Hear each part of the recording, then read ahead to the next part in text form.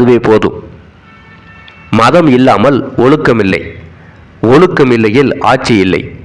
இன்றைய நிலைமை எப்படி வந்திருக்கிறது என்றால், ஆங்கில படிப்பினால் ஒழுக்கத்தையே மறந்து சமுதாய திறமை என்பதை மாத்திரம் பிரதானமாக கொண்டு வயிறு பிழைப்புக்கு என்னென்ன முறைகளை கையாள வேண்டுமோ அவை தாம் அறிவாளிகளின் முறைகள் என்று கொண்டு ஆத்மீக வளர்ச்சி பழமை கர்நாடகம் என்று ஒழுக்கி தள்ளப்பட்டிருக்கிறது.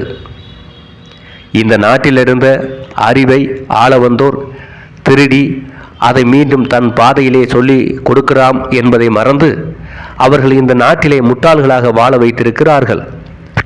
மக்களை பயமுறுத்துவதற்கு தெய்வம் ஒன்று இருக்கிறது.